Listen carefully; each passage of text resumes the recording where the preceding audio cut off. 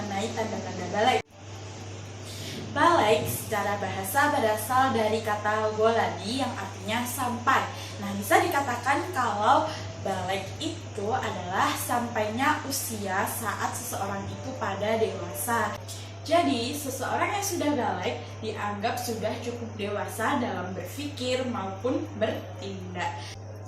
Oleh karena itu, balik menjadi titik awal bagi seseorang itu untuk menjalankan kewajiban-kewajiban syariat. Nah, bagaimana sih ciri-ciri balik? Ciri-ciri balik terdapat 3 hal.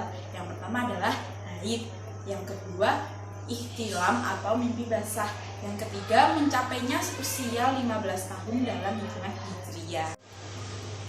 Jadi bisa dikatakan laki-laki maupun perempuan itu akan mengalami masa balik pada waktunya sendiri-sendiri. Tiap orang tentunya tidak akan sama.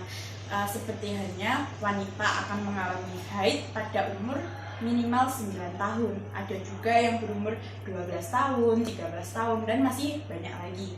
Begitu juga laki-laki. Laki-laki tidak semua sama mengalami ihtilam atau mimpi basah pada umur yang sama. Selanjutnya kita akan membahas mengenai haid. Haid secara bahasa berarti aliran atau sesuatu yang mengalir. Bisa dikatakan bahwa haid adalah sesuatu yang mengalir dari rahim perempuan yang keluar pada saat waktu-waktu tertentu yang bukan disebabkan oleh sebab penyakit ataupun melahirkan. Biasanya, warna darah haid biasanya berwarna kehitaman dan agak kental. Kira-kira berapa lama seseorang wanita itu mengalami masa haid? Biasanya haid terjadi minimal 1 hari 1 malam. Yang pada umumnya wanita itu mengalami haid sekitar 6 hari ataupun seminggu.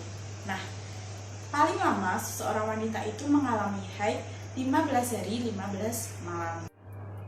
Waktu minimal suci yang dimiliki wanita adalah 2 kali haid atau 15 hari 15 malam.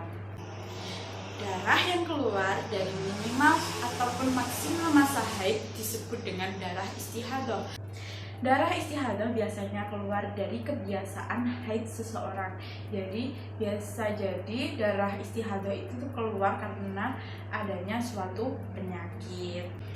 Seorang yang haid dilarang untuk sholat, berpuasa, tawaf mengelilingi Ka'bah, menyentuh mushaf dan membaca Al-Quran, dan juga dilarang untuk iktikaf di dalam masjid.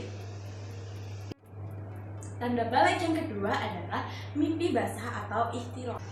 Biasanya mimpi basah terjadi ketika laki-laki itu tidur dan ketika bangun sudah mengeluarkan suatu cairan yang berupa air mani ataupun sperma.